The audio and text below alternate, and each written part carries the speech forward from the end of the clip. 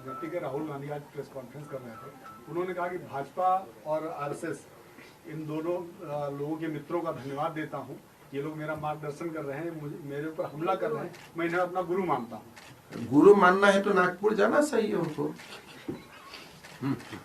गुरु राहुल जी को मैं बोलना चाहता हूं कि गुरु आप आरएसएस और बीजेपी को मत मानिए, इसलिए हम भी नहीं मानता हूं आरएसएस बीजेपी को कि गुरु है, ये तो हमारा पार्टी है।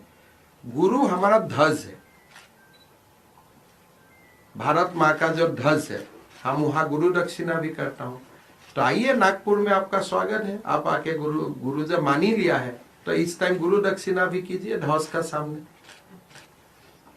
कमलनाथ ने भी बोला है कि उनके हिसाब से 2024 में विपक्ष का प्रधानमंत्री का कैंडिडेट राहुल गांधी होगा। देखिए, विपक्ष का कैंडिडेट राहुल गांधी भी हो सकता है और जितना बड़ी नेता है सारे विपक्ष का कैंडिडेट हो सकता है, उसमें तो बीजेपी का कंट्रोल नहीं है। लेकिन बीजेपी का और देश का कैंडिडेट नरेंद्र मोदी है। मैं पहले भी आपको गुजरात चुनाव का समय में भी बोला हूं कि कौन सिल्वर मेडल लेगा, कौन ब्रॉन्ज मेडल लेगा, उसका ऊपर हमारा कोई कंट्रोल नहीं है। हम इतना जानता हूं कि हमारा उम्मीदवार बोलिए, हमारा आशा का किरण बोलिए, वो प्रधानमंत्री नरेंद्र मोदी है। देश का आशीर्वाद लेके प्रधानमंत्री मोदी जी ही 2026 में प्रधानमंत्री बनेगा। उम्मीदवार कोई भी बने, आपत्ति नहीं है। प्रधानमंत्री नहीं बनेगा, प्रधानमंत्री मोदी बनेगा। उम्मीदवार आप भी बने, क्या आपत्ति है? पायल जी भी बन जाए, उम्मीदवार में कोई आपत्ति नहीं है। तो आप पूछ लीजिए राहुल जी कब नागपुर आते हैं ध्वज को प्रणाम करने के लिए। रहेगा साथ में। क्या राहुल गांधी जाएंगे नागपुर तो आप लोग स्वागत करेंगे उनका? नहीं, देखिए, राहुल गांधी जी ने बोला है कि मैं बीजेपी और आरएसएस को धन्यवाद देता हूं, गुरु मानता हूं कि वो हमारा मार्गदर्शन करता है। तो आप तो जानते हैं, गुरु तो ऐसे स्टेटमेंट में कोई मानते हैं। गुरु मानना है तो आप आके हमारा भारत माँ का ध्वज को प्रणाम कीजिए, गुरु दक्षिणा दीजिए और आप आगे बढ़िए स्वयं सेवक का रूप से। क्या आपत्ति है? संघ का द्वार तो सबके लिए खोला है। और संघ में किसी को स्वागत नहीं किया जाता है, संघ में लोग जाते हैं निष्ठा को लेकर। यहाँ में स्वागत नन स्वागत और कोई शादी नहीं होता है। आप जाते हैं वहां में, अगर आपका मन, आप सचमुच गुरु मानते हो तो आप जाएगा वहां में, जाके आप गुरु जी का समाधि में, डॉक्टर जी का समाधि में आप प्रणाम करेगा, ध्वज को प्रणाम करेगा, हो गया आपका गुरु। ऐसे आप स्टेटमेंट में गुरु मानने से कैसे होगा? सर, राहुल गांधी की हाफ टी शर्ट काफी चर्चा में रही है, वो क्या दिखाना चाहते हैं आप? देखिए, कोई लोगों का अपना फैशन का बारे में मैं नहीं कुछ बोल रहा, तो मेरा भी एक फैशन है, उनका भी एक फैशन है। These are fashion statement and ये एकदम व्यक्तिगत होता है। अगर राहुल जी का fashion statement half T shirt होता है, मेरा फैशन स्टेटमेंट हो सकता है लंबा शर्ट का होगा। तो दीज आर फैशन स्टेटमेंट, उसमें क्या बोला जाएगा? लेकिन वो कह रहे हैं कि हम ठंड से नहीं डरते, इसको दिखाने के लिए हम पहन रहे हैं। चलिए तवांग में आप कितना, भारत का कितना लोग ठंड से नहीं डरता है, कितना लोग का कांग्रेस का शासन के लिए 60 इयर्स भारत में कितना गरीब है, एक ठंडा का समय में कपड़ा नहीं मिलता है। तो ये देखिए, ये सब बात इतना ही है कि भारत में बहुत गरीब बच्चा है, बहुत गरीब माँ बाप है, जिसको पहनने के लिए कंबल भी नहीं है, स्वेटर भी नहीं है, और उनका वो कंपल्शन है। आपका है लेकिन आप नहीं पहन रहे, आपका वो फैशन स्टेटमेंट है। तो एक फैशन स्टेटमेंट और कंपल्शन का बीच में डिफरेंस होता है। मेरा तो इतना ही है भाई, आपका जो कुछ है वो आप दूसरा को दे दीजिए, आप जब नहीं पहनते हैं। Chief Minister, you have been talking about demographic changes and population control as well. There is this Muslim cleric Sajidi, Maulana Sajidi. He says that in 100 years Muslims will take over India and we will convert Ayodhya again into Babri Masjid. I do not disagree with him.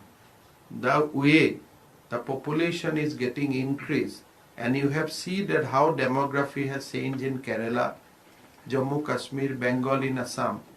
So I don't dispute his statement, but this is the real problem. And the large Indian community should fight back and should ensure that demography is not changed, and we must implement certain policy so that our demography remains intact. Rajasthan के मुख्यमंत्री आपको कहते हैं कि आप भड़काऊ बयान देते हैं, लोकतंत्र के लिए ठीक नहीं है। ऐसा बोला है? मेरा एक भी बयान भड़का वाला है? कोई वीडियो चला के दिखिए तो। अगर मैं राहुल गांधी को सद्दाम बोलता हूं, ये भड़का वाला है? ये तो उनका और मेरा बीच में है, उनमें पब्लिक का क्या बातें है? एक कौन सा मेरा बयान भड़का वाला है? मैं तो कभी जाति को लेके भाषण नहीं देता हूं, मजहब को लेके नहीं देता हूं। मैं खाली सबका साथ सबका विकास, एक माँ का एक ही हस्बैंड होना चाहिए, और दूसरा आप व्हाट्सएप में डाइवोर्स मत कीजिए, कानूनन डाइवोर्स कीजिए। इसमें भड़काव कौन सा है? आप बोलिए, आप ही बोलिए। मैं पूछ लूंगा अशोक गहलोत जी को नेक्स्ट टाइम जब मिलूंगा कि भाई मेरा कौन सा स्टेटमेंट हो सकेगा कोई कॉपी पेस्ट एडिट होके उनका पास गया हो। मैं तो कभी भड़का वाला नहीं देता हूं। मैं तो हमेशा आप लोग का साथ हंसते हंसते ही बात करता हूं कि इसलिए आसाम का लोग वो करने ही नहीं जानते। हम लोग होता ही है ऐसा। हम लोग तो बिहू जानता हूं, हम कहाँ भड़का वाला बयान, हम लोग जानते ही नहीं हुए सब। आप अभी कुछ बोल देगा, मुझको डांट लेगा तो मैं चुपचाप गुवाहाटी चला जाऊंगा। क्या है, हम तो इतना हम लोग का आप लोग जगह दिया है तो यहाँ आया हूँ। सर, AIUDF के मेंबर ने प्रेसिडेंट की इंटरवेंशन मांगी है जो इवेक्शन ड्राइव हो रही है आसाम में। करना चाहिए। हम तो हाई कोर्ट का निर्देश अनुसार हमारा एविक्शन ड्राइव होता है कि आप फॉरेस्ट क्लियर कीजिए, VGR PGR कीजिए। वो हाई कोर्ट और सुप्रीम कोर्ट का निर्देश का ही हम लोग पालन करते हैं। अगर presidents can interfere with that, it is good. मुझको तो अच्छा नहीं लगता है एविक्शन करके, बट अभी Guwahati high court has given me instruction कि आप ग्वालपाड़ा का पूरा फॉरेस्ट को आप क्लियर कीजिए, एविक्शन कीजिए। अगर through presidential intervention that order can be stayed, मेरा कुछ प्रॉब्लम नहीं है। मैं तो एविक्शन, किसी को एविक्शन करके किसी को अच्छा लगता है क्या? करना पड़ता है कानून। जब मैं CM का कुर्सी में हूं, अगर आपका VGR PGR किसी ने एनक्रोच किया है, अगर आपका फॉरेस्ट किसी ने एनक्रोच किया है, अगर किसी ने आपका 17 मंदिर का जमीन एनक्रोच किया है, तब तो आपको करना पड़ेगा। This is the job of a chief minister. अगर कोई थ्रू प्रेसिडेंशियल इंटरवेंशन मेरा पास कोई ऑर्डर आ जाते हैं कि आप ऐसा मत कीजिए, and we will ensure that you will not be contempt of court, ठीक है, मेरा क्या प्रॉब्लम है? There are expected cases that COVID will again increase in certain areas. What are the steps that the government? My own view is that government of India has taken adequate step to aware people and protect ourselves from any kind of outbreak. I have seen many articles which says that Indian vaccine is much more stronger than Chinese vaccine. So I am sure that because of Atmanirbharshil Bharat and our own indigenously developed vaccines, we should remain safe. That is what I pray and I hope. Thank you.